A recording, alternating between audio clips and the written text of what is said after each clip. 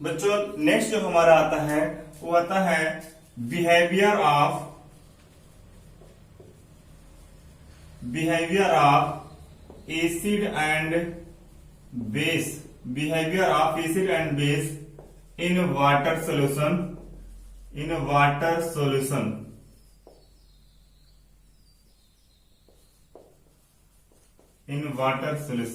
किसी भी अम्ल एवं क्षार का जलीय विलयन में व्यवहार कैसा होता है, इसको हम पढ़ेंगे। तो पहला इसमें बिहेवियर ऑफ एसिड।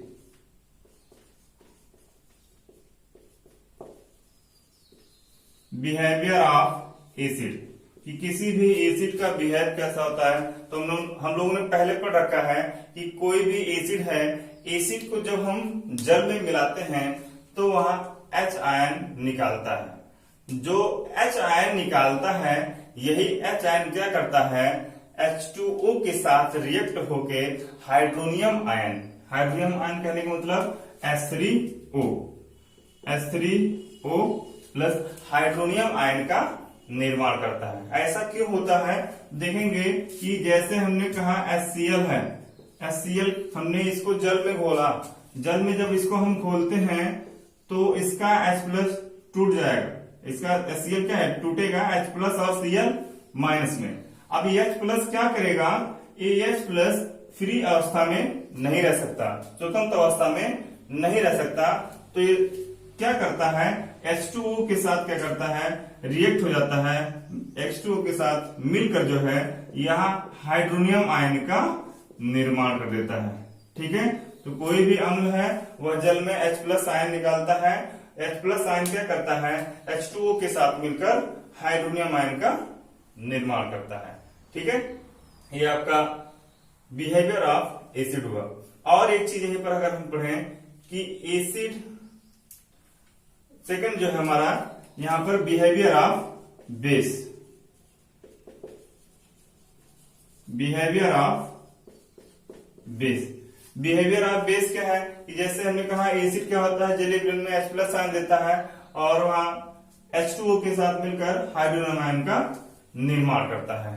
ठीक है, बेस क्या है, बेस को हमने जल में घोला, बेस को हमने कहा घोला, जल में घोला तो ये टूटता है Na प्लस और OH माइनस। पीछे हमने पढ़ा कि बेस क्या होते हैं, जलीय विलयन में OH माइनस आयन देते हैं। ठीक है, अब अगर इसके बिहेव की बात करें तो एक पॉइंट हमने पढ़ा क्षार और क्षारक, इसको हम मिटा दे रहे हैं, क्षार और क्षारक। क्षार और क्षारक में क्या होता है, एक है हमारा क्षारक जिसे हम बेस कहते हैं या बेसिस कहते हैं, और दूसरा हमारा क्षार है जिसे हम एल्कलीज कहते हैं। एल्कलीज मतलब क्षार और बेस मतलब क्षारक। ठीक है, तो एल्कलीज और आपका बेसिस, क्षारक और क्षार दोनों हमने डिफरेंस बताया था कि क्षारक क्या होते हैं, जो जलीय विलयन में OH आयन देते हैं, ये आपके क्षारक होते हैं। और क्षार क्या होते हैं, क्षार वे क्षारक होते हैं जो जलीय विलयन में घुलनशील या जो जलीय विलयन में घुलनशील होते हैं, जो क्षारक जलीय विलयन में घुलनशील होते हैं वो आपके क्षार कहलाते हैं। हमने यहां पर दो चीज पढ़ा कि क्षारक और क्षार। क्षारक में देखेंगे क्षारक जल में विलय नहीं होते हैं। क्षारक क्या होते हैं, सभी क्षारक जल में विलय नहीं होते हैं।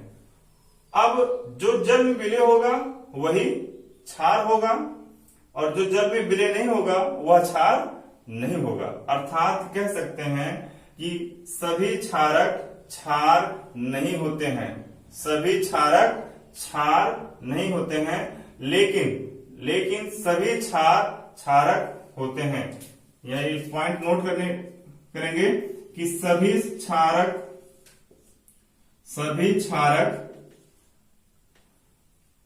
जल में विलय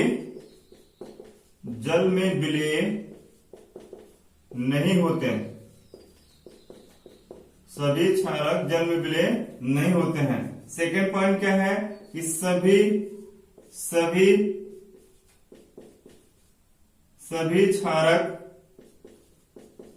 क्षार नहीं होते हैं, क्षार नहीं होते हैं, लेकिन सभी क्षार क्षारक होते हैं। ये याद रखिएगा, सभी क्षार जो होते हैं वो क्षारक होते हैं, लेकिन सभी क्षारक क्षार नहीं होते हैं। जैसे हम बात करें एग्जाम्पल की अगर बात करें तो NH4OH या फिर CuOH का होल ट्वाइस, NH4OH या फिर CuOH का होल ट्वाइस, ये दोनों जो है जलीय विलयन में OH आयन तो देते हैं, जलीय विलयन में OH आयन देते हैं, लेकिन जल में घुलनशील नहीं है। इसीलिए यह क्षारक तो है लेकिन क्षार नहीं है, क्षारक तो है लेकिन यह क्षार नहीं है। कुछ ऐसे भी एग्जाम्पल हैं जो आपके दोनों का बिहेव करते हैं, जैसे NaOH है, NaOH या फिर KOH है, ये दोनों क्षार और क्षारक दोनों व्यवहार करते हैं। ये दोनों जो होते हैं क्षार और क्षारक दोनों को व्यवहार करते हैं। क्यों? क्योंकि NaOH को जल में घोलेंगे तो यह पूर्ण रूप से घुल जाता है और जलीय विलयन में OH आयन भी देता है, इसीलिए यह क्षार और क्षारक दोनों है। और यह केवल क्षारक है क्योंकि यह जलीय विलयन में OH आयन देता है, लेकिन जल में घुलनशील नहीं है। दो टॉपिक था, एक क्षारक था, दूसरा क्षार था। क्षारक वे होते हैं जो OH आयन देते हैं और क्षार वे होते हैं जो जलीय विलयन में घुलनशील होते हैं। क्लियर? तो याद रखिएगा।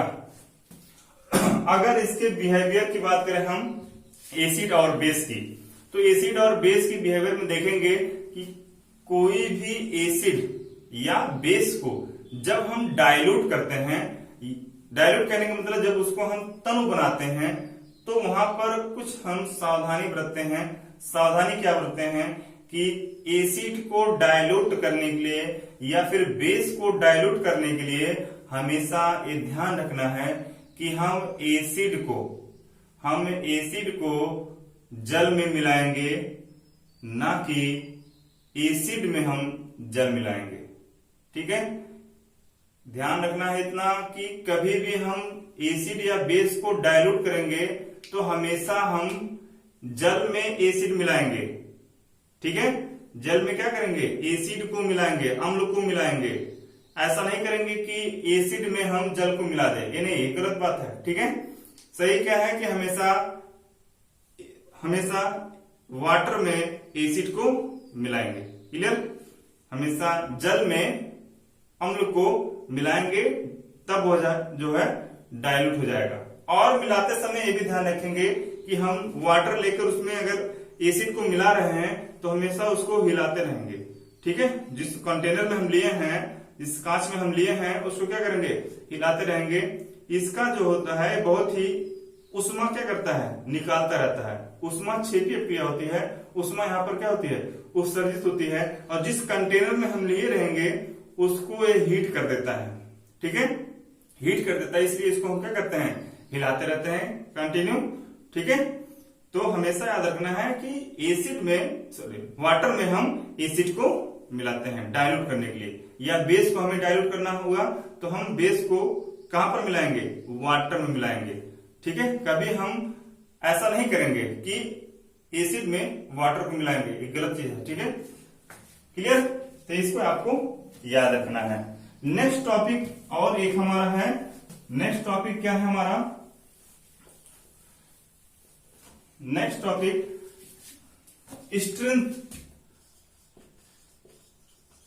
Strength of acid and base. Acid और बेस का स्ट्रेंथ क्या होता है, प्रबलता क्या होती है, इसको हम पढ़ लेते हैं। तो प्रबलता यहां पर दो चीज होता है, एक तो स्ट्रॉन्ग एसिड जिसे हम प्रबल अम्ल कहते हैं, और दूसरा वीक एसिड जिसे हम दुर्बल अम्ल कहते हैं। एक प्रबल क्षार भी होता है, स्ट्रॉन्ग बेस होता है, और एक वीक बेस होता है, एक वीक बेस होता है जिसे हम दुर्बल क्षार कहते हैं। अगर परबल क्षार और दुर्बल क्षार की बात करें या परबल अम्ल और दुर्बल अम्ल की बात करें तो परबल अम्ल वे अम्ल होते हैं जो जलीय विलयन में पूर्ण रूप से वियोजित हो जाते हैं, और दुर्बल अम्ल वे अम्ल होते हैं जो जलीय विलयन में पूर्ण रूप से वियोजित नहीं होते हैं, या कह सकते हैं आंशिक रूप से वियोजित होते हैं और आपके दुर्बल अम्ल होते हैं। सेम डेफिनेशन यहां भी होगा, जो पूर्ण रूप से वियोजित हो जाएगा वह आपका परबल क्षार होगा, और जो आपका पूर्ण रूप से वियोजित नहीं होगा या आंशिक रूप से वियोजित होगा वह आपका दुर्बल क्षार होगा। कहने का मतलब है किसी भी एसिड की जो प्रबलता होती है वो H आयन पर निर्भर करती है, और किसी भी बेस की जो प्रबलता होती है वो OH आयन पर निर्भर करती है। ठीक है, कुछ परबल एसिड है जैसे आपके HCl है, HCl क्या है, परबल अम्ल है। ठीक है, या फिर H2SO4 क्या है, परबल अम्ल है, या फिर HNO3 ये भी क्या है, आपका परबल अम्ल है। कुछ दुर्बल अम्ल है जैसे आपके CH3COOH एसिटिक एसिड है, ये आपका दुर्बल अम्ल है, या फिर HCN है, ये भी आपका क्या है, दुर्बल अम्ल है, या फिर टार्टेरिक एसिड है, टार्टेरिक एसिड भी आपका वीक एसिड होता है। ठीक है, तो एग्जाम्पल याद रखना है, परबल अम्ल और दुर्बल अम्ल। परबल अम्ल क्या है, HCl जैसे H2SO4 HNO3 है, ये क्या होता है कि जल में पूर्ण रूप से वियोजित हो जाते हैं, या कह सकते हैं अधिक मात्रा में H+ आयन देते हैं, लेकिन इनको जब हम बोलते हैं तो अधिक मात्रा में वियोजित नहीं हो पाते हैं, इसीलिए यह दुर्बल एसिड है। ठीक है, स्ट्रॉन्ग बेस की बात करें जैसे आपका NaOH है, स्ट्रॉन्ग बेस है, या फिर KOH है, ये भी आपका क्या है, स्ट्रॉन्ग बेस है। वीक बेस की बात करें तो जैसे आपका NH4OH है, ये आपका वीक बेस है। ठीक है, वीक बेस क्या है कि जो जलीय विलयन में पूर्ण रूप से वियोजित नहीं होते हैं, या कह सकते हैं जो आंशिक रूप से वियोजित होते हैं वो आपके वीक बेस कहलाते हैं, और जो पूर्ण रूप से वियोजित हो जाते हैं वो आपके परबल बेस कहलाते हैं। ठीक है।